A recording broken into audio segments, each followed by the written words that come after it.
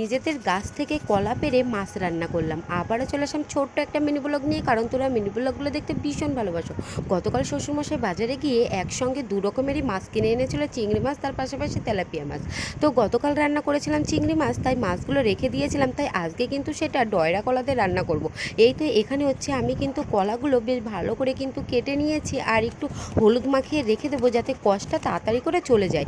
আর আলুগুলোও কিন্তু আমি লম্বা লম্বা করে কেটে রেখে দিয়েছি। এইবার হচ্ছে তেলটা গরম করে লবণ আর হলুদ মাখিয়ে তেলাপিয়া মাছগুলো কিন্তু ভেজে নেব। আর এই ডয়রা কলার সঙ্গে তেলাপিয়া মাছ রান্না করলে ভীষণ কিন্তু সুন্দর লাগে। আর এই ডয়রা কলাকে আমাদের গ্রাম্য ভাষায় কিন্তু বলে বিচে কলা। তো যাই হোক, এই তো এখানে হচ্ছে আলুগুলো কিন্তু আমি লম্বা লম্বা করে বেশ সুন্দর করে কিন্তু তেলে ভেজে নিয়েছি। আর তেলে ভাজা আলু এরকমভাবে রান্না করে খেলে বেশ কিন্তু ভালো লাগে।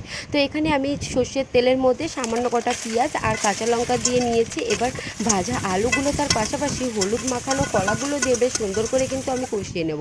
বেশ ভালো করে ধুয়ে কিন্তু এখানে আমি হলুদ মাখিয়ে রেখে দিয়েছিলাম। এবার বেশ ভালো করে কষিয়ে নিয়ে পরিমাণ অনুযায়ী কিন্তু এখানে আমি জল দিয়ে নেব, যতটা ঝোলের জন্য প্রয়োজন।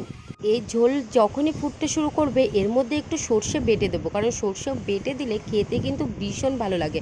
কেন জানি না, আমার কিন্তু তেলাপিয়া মাছের সঙ্গে এরকম ডয়রা কলা খেতে বেশ ভালো লাগে। আর আমাদের বাড়িতে মোটামুটি সকলেই বেশ পছন্দ করে। কারা কারা পছন্দ করে একটু কমেন্ট করে জানাবেন।